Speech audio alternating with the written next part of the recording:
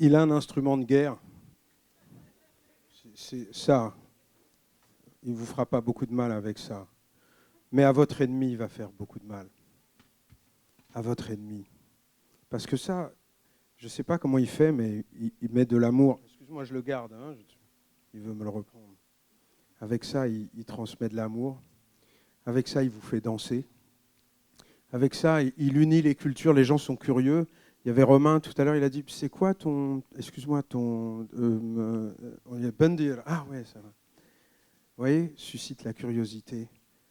Voilà, Jésus est un joueur de Bendir aussi. Il n'y a pas de limite à qui est Jésus. Je vais partager avec vous, puisque j'ai le privilège de prêcher l'Évangile et de me préparer à une vocation pastorale. En fait, je ne voulais pas du tout fuir je fuyais les pasteurs, pour dire vraiment la vérité. Il y a quelques années, j'ai dit non, Seigneur, c'est pas pour moi ça. Je veux pas. J'ai pleuré devant Dieu. Je lui ai dit non, c'est trop dur. C'est quelque chose de trop pénible, trop lourd de servir Dieu, de servir sa parole. Mais c'est Dieu qui décide. C'est Dieu qui choisit. Et c'est Dieu qui vous choisit aussi aujourd'hui. Il a dit à ses disciples, ce n'est pas vous qui m'avez choisi, mais c'est moi. Je voudrais revenir un peu sur ce mime formidable, le champion. Et on voit Jésus qui est battu d'abord, et puis on voit Jésus qui triomphe. Pour cette soirée, Karim m'a dit, qu'est-ce que tu veux choisir comme verset ? Et je lui ai dit un verset qui me vient à cœur, dans le livre du prophète Malachie. Pour vous, ça ne vous dit rien, mais les paroles vont vous parler, même si vous ne savez pas où ça se situe dans la Bible. Mais pour vous qui craignez mon nom, se lèvera le soleil de la justice. Et la guérison, comme pour Mohammed, sera sous ses ailes. Vous sortirez et vous sauterez comme les veaux d'une étable. C'est ce que vous avez fait. On a fait ça avec Thibaut aussi. On a sauté comme les veaux d'une étable. Et puis, tu faisais du sport de combat avant. Franchement, il faisait des... Je ne sais pas comment tu fais pour mettre ta jambe là, mais moi, c'est quelque chose que je ne testerai pas. Je pense que ce n'est pas possible. Je relis, mais pour vous qui craignez mon nom, se lèvera le soleil de la justice et la guérison sera sous ses ailes. Vous sortirez et vous sauterez comme les veaux d'une étable.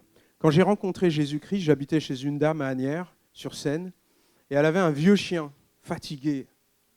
Mais moi, j'étais tellement content que pour aller acheter le pain, je prenais le chien et je courais dans la rue. J'étais plus mince qu'aujourd'hui. Je pense que ce pauvre chien, j'ai dû quand même précipiter un peu sa fin. Pardon. Mais c'est une réalité. Quand j'ai rencontré Jésus, j'ai arrêté de fumer la cigarette, mais pas parce que... J'ai arrêté surtout le shit, on appelle, enfin le cannabis. Pas parce que quelqu'un m'a dit tu dois arrêter. J'ai arrêté parce que quand j'ai fumé, ça a mis la guerre. Avant, je fumais ça pour être en paix. Et un jour, je vais chez un ami, il me donne ça, et ça a mis vraiment la guerre en moi. J'ai dit, je ne touche plus jamais à ça.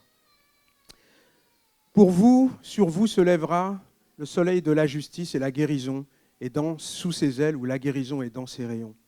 Alors on a vu le sketch, le mime de Farid. Jésus triomphe, mais où est la justice ? Vous entendez des gens qui vous parlent que Dieu a changé leur vie, mais sur cette terre, le mal a l'air d'augmenter.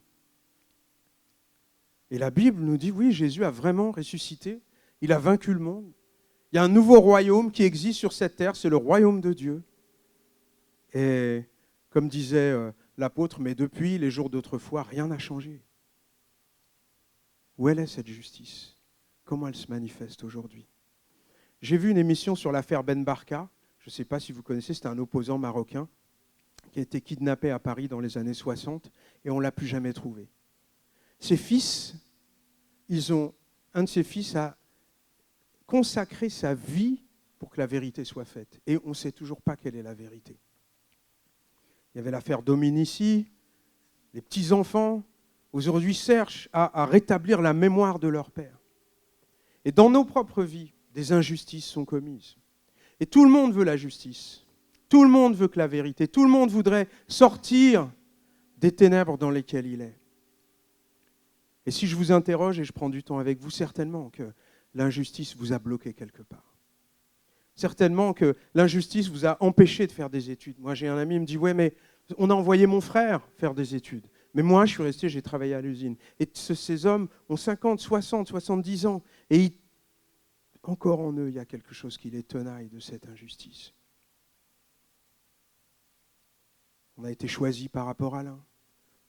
On nous a volé notre héritage. 1001 injustices circulent dans nos vies et nous empêchent de vivre. Et la Bible nous dit, avec le champion, et sur vous se lèvera le soleil de justice et la guérison est dans ses rayons. Comment ça peut se faire? Comment est-ce que Jésus manifeste cette justice? J'aimerais la Bible nous raconte des histoires et elle nous parle de l'histoire d'un petit Nabot. Vous savez, la Bible, elle frappe mon imagination. Quand je lis la Bible, il faut regarder les détails, la manière dont les histoires sont racontées, la manière dont les hommes qui ont connu Jésus ont rapporté les histoires. Dans l'évangile de Luc, chapitre 19, versets 1 à 10, voilà ce qu'on lit. Jésus étant entré dans Jéricho, traversait la ville. Et voici un homme riche appelé Zachée, chef des publicains, cherchait à voir qui était Jésus, mais il ne pouvait y parvenir à cause de la foule, car il était de petite taille.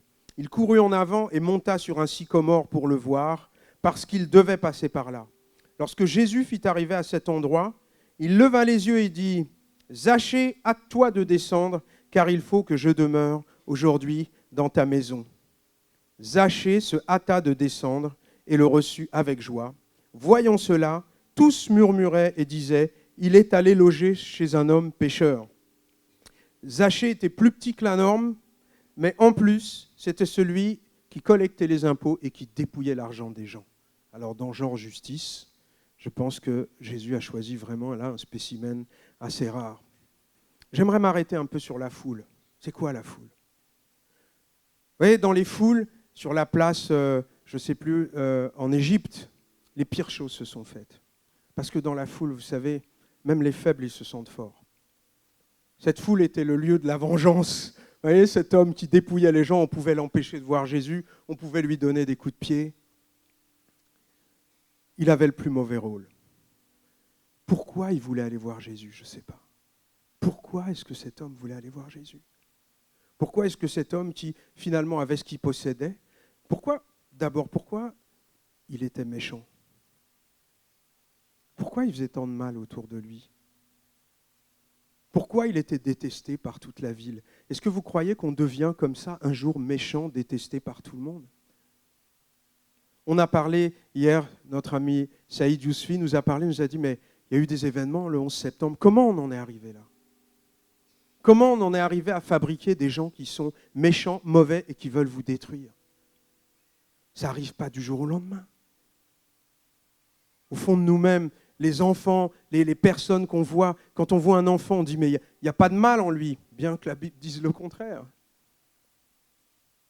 Cet homme était devenu l'homme le plus haï de tous. Et voilà que Jésus passe dans cette ville, repère cet homme et lui dit « Je viens chez toi ». Je ne sais pas dans la culture occidentale, mais dans la culture dans laquelle j'ai grandi au Maroc, manger avec quelqu'un, c'est un lieu sacré que le repas et la table. Vous voyez, nous, par exemple, on ne mangeait pas au restaurant McDonald's, c'était le sacrilège, parce que la maison était le lieu sacré. Parce que les gens qui étaient accueillis chez vous étaient des gens qui étaient comme vous. Et cet homme qui est le pire de son village et de son quartier, Jésus le considère comme lui-même. Et lui dit, je viens chez toi. Et voilà que personne n'est content. Alors je ne comprends pas. je lis ce texte, la Bible me dit que Jésus est le champion, qu'il est la lumière, qu'il est ce soleil de justice qui s'est levé sur ceux qui étaient assis dans l'ombre de la mort. Et Jésus choisit le pire. Qu'est-ce qui se passe? De quelle manière le Seigneur fait venir cette lumière? En choisissant quelqu'un d'injuste? En l'honorant? La parole de Dieu nous dit une chose, il n'y a pas un juste, pas même un seul. Personne cherche Dieu. Personne qui fasse le bien. Là où passe Jésus, il prend une femme qui a déjà eu 5 maris. Je me suis dit, elle arrive, elle vient chercher de l'eau à l'heure la plus chaude. Elle est sûre qu'elle ne rencontrera personne. Je ne sais pas, c'était peut-être une briseuse de couple. Elle avait peut-être piqué les maris d'autres gens. Elle était détestée par tout le monde. Et c'est elle que Jésus vient rencontrer. L'apôtre Paul était un assassin. Il y avait des gens qui étaient meilleurs que lui. Et c'est lui que Jésus est venu rencontrer. Jésus est venu chercher le spécimen rare. Si vous pensez que vous êtes hors course par rapport au Seigneur Jésus, comme moi je pensais que j'étais hors course, vous vous trompez. Vous êtes le parfait profil des personnes que Dieu cherche et des perles précieuses que le Seigneur cherche. On va continuer avec ce petit nabot.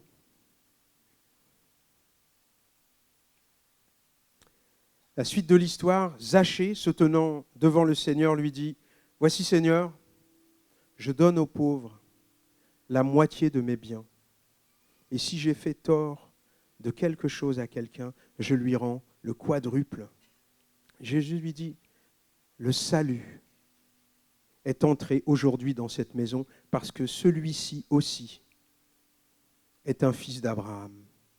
Car le Fils de l'homme est venu chercher et sauver ce qui était perdu. » J'ai entendu l'Évangile comme vous entendez l'Évangile aujourd'hui. Et au jour où j'ai donné ma vie au Seigneur, ou en tout cas où je suis allé voir mes amis pour leur dire « Écoutez, j'arrête la musique, je donne ma vie à Jésus », ils n'ont rien compris. Ils m'ont dit « Naël, tu as dû prendre une drogue dure, de l'acide, tu dois être en plein délire. Tu as rencontré une fille, qu'est-ce qui se passe ?» Je suis parti et j'ai commencé à boire de 9h du matin jusqu'au soir. Et le soir, vous pouvez imaginer dans quel état j'étais. Et je me disais, jamais Dieu ne me touchera, moi. Parce que à 7h du matin, je fumais un joint. Pour vivre, ce n'était pas pour délirer, c'était pour vivre. C'était juste pour passer d'un jour à l'autre, juste pour pouvoir ne pas éclater, juste pour faire taire ces injustices. Moi, ma famille je me suis retrouvé à la rue à l'âge de 16 ans. J'ai été mis sous tutelle de la DAS à 17 ans. J'étais tabassé dans cet appartement par un repris de justice et je suis parti en pleine nuit. Et il y avait un homme qui était à l'origine de ça, le mari de ma mère. J'avais des raisons d'en vouloir à la terre entière. Alors, vous savez, la drogue, on fait tout un fantasme dessus. Il n'y a rien à fantasmer là-dessus, je vous le dis tout de suite. C'est juste c'est mon médicament à moi. Alors ce Zachée, il n'a pas seulement laissé le Seigneur rentrer dans sa maison. Il a laissé le Seigneur éclairer son cœur. Il a compris quelque chose. Pour une fois, quelqu'un lui a fait du bien. Peut-être il attendait ça depuis longtemps. J'avais à l'époque un ami qui s'appelait Franck. Et je peux vous dire que lui, il était rebelle à Dieu, puis quand il s'est converti, il est parti aux Antilles pendant 2 ans au service militaire. Mais quand j'étais ivre, je frappais à la porte de sa mère, elle me préparait le lit. Elle était institutrice et elle partait plus tôt que moi, parce que je n'étais pas en état de me lever, et elle me préparait des petits versets bibliques sur les calendriers avec le petit déjeuner. Et quand je partais, je me disais, elle est gentille cette femme, elle est gentille cette femme. Il y a des gens, ils n'auraient pas donné cher de ma peau. Plusieurs années, 2 ans après ma conversion, je rencontre quelqu'un, il me fait « Oh, tu sais pas où je peux trouver du shit, Naël ?» Tellement ça collait à ma peau que j'étais pas forcément vouée à un avenir glorieux. Mais une femme a décidé de parier sur moi. Elle a parié par amour. Ce n'était pas grand-chose. Et le Seigneur ne demande pas grand-chose. Vous savez ce que c'est, les craquelins bretons? Non. Les craquelins bretons, c'est une espèce de galette, un peu de blé soufflé ou de riz soufflé. C'est vide à l'intérieur, c'est plein d'air.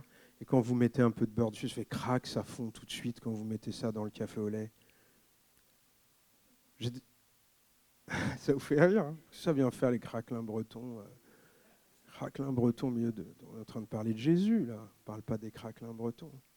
Craquelins bretons, c'était sur la table de Noël. C'était la manière de faire craquer mon cœur.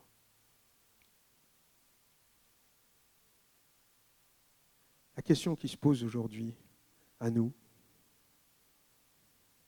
c'est pas comment, c'est est-ce qu'on va répondre de la manière dont Zachée a répondu, dont Mohamed a répondu. J'aime cette parole de la Bible qui dit « Aujourd'hui, si vous entendez sa voix, n'endurcissez pas votre cœur. » Pendant le mime, il y a eu un passage d'Ésaïe 53 qui a été lu, et je vais vous lire un passage du prophète Ésaïe qui a prophétisé 600 ans avant Jésus-Christ, en parlant de Jésus. « On a mis son sépulcre parmi les méchants, son tombeau avec les riches, quoiqu'il n'eût point commis de violence et qu'il n'y eût pas de fraude dans sa bouche. Il est mort comme un méchant. Il est mort comme un coupable. La mort de la croix, c'était la mort pour les pires criminels. Il y a un des criminels qui était à la croix à côté de Jésus, qui insultait Jésus, et l'autre lui a dit « Écoute, non, tu ne fais pas ça. Fais pas ça.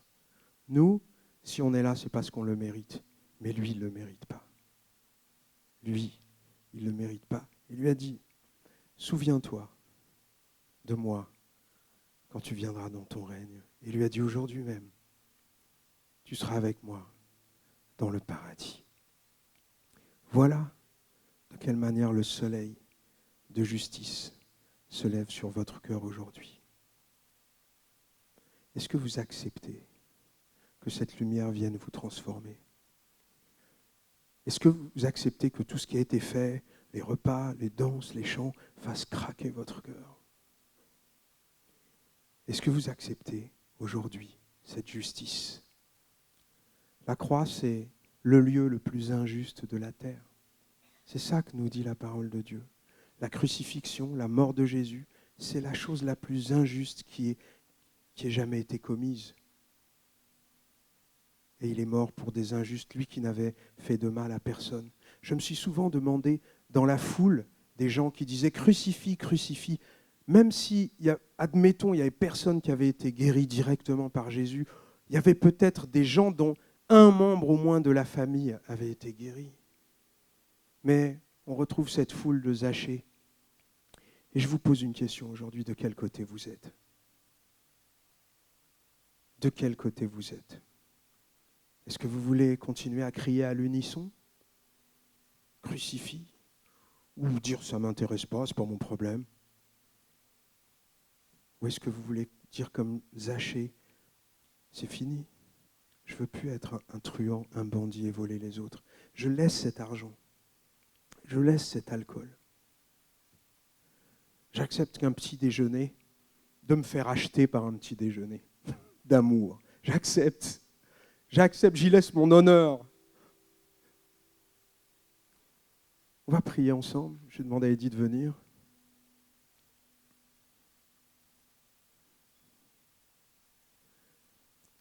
Je vais faire quelque chose de particulier. Enfin, je vais chanter un chant qui s'appelle Ptetalik.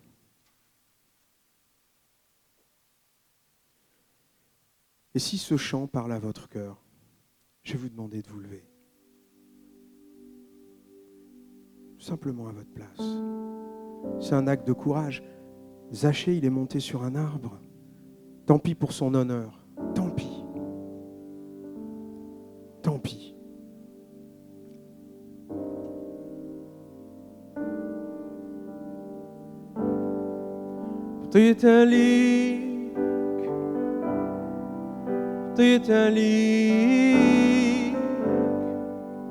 طيتليك يا رب طيتليك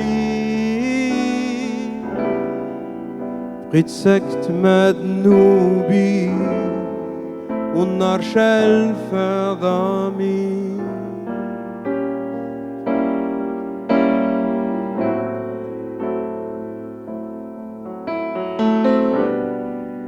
بقيت سكت ما ذنوبي والنار شالفة ضامي ودويت معاك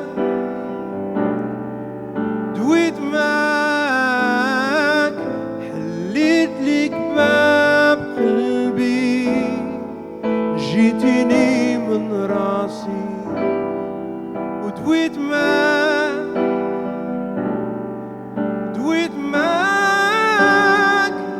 حليت ليك باب قلبي جيتيني من راسي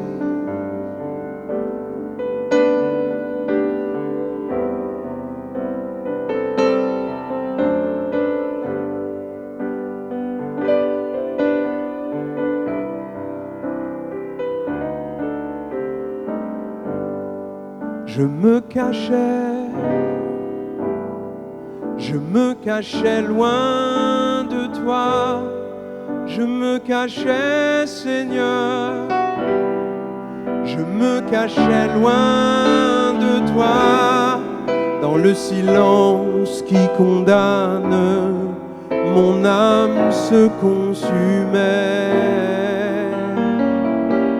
au-dedans de moi.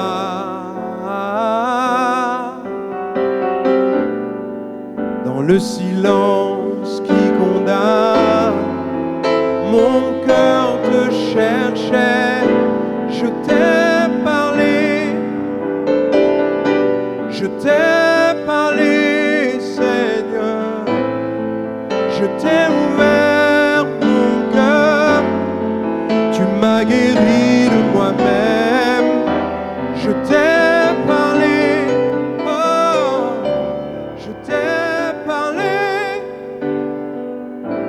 Je t'ai ouvert mon cœur, tu m'as guéri de moi-même.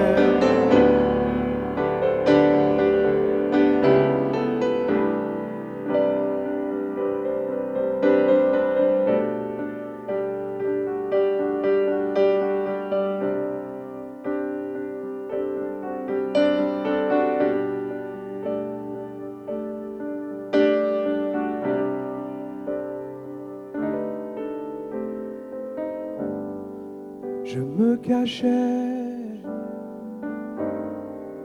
me cachais loin de toi, je me cachais, Seigneur.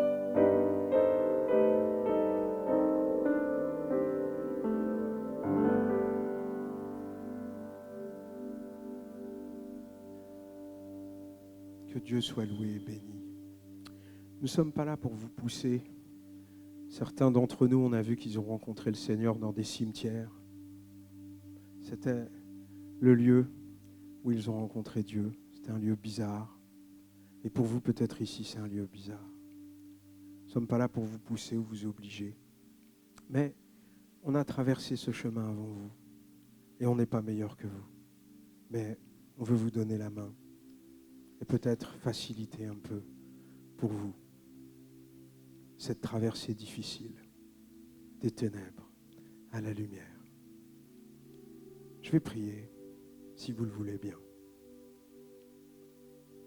Fermez les yeux ou non. Seigneur Jésus, je te remercie parce que tu connais le vrai langage des cœurs. Seigneur, aucune justice ne tient devant toi. Personne ne peut dire « je suis juste » ou « je suis bon ». Et toi, tu es le seul juste. Tu es l'amour parfait. Tu es la vérité. Et tu as décidé de te lier d'amitié, de lier ton destin à des hommes et des femmes comme nous, comme moi, qui n'en valent pas la peine. Pour eux, Seigneur, tu as traversé le chemin de la mort et d'une manière, Seigneur, qui est cruelle. Pour eux, tu t'es laissé traiter, Seigneur, comme un coupable. Merci, Seigneur, d'avoir pris ma culpabilité. Merci d'avoir pris tout ce qui était sale en moi. Merci, Seigneur, aujourd'hui de d'ôter ce vieux manteau. Merci aujourd'hui de te choisir de nouveau des hommes et des femmes au milieu de nous. Merci, Seigneur, de les amener dans ta lumière de justice, dans cette justice qui guérit les cœurs, dans cette justice qui fait que même les biens de ce monde qu'on nous aurait volés ne valent plus rien. Merci de bénir nos amis au milieu de nous. Merci, Seigneur. Amen.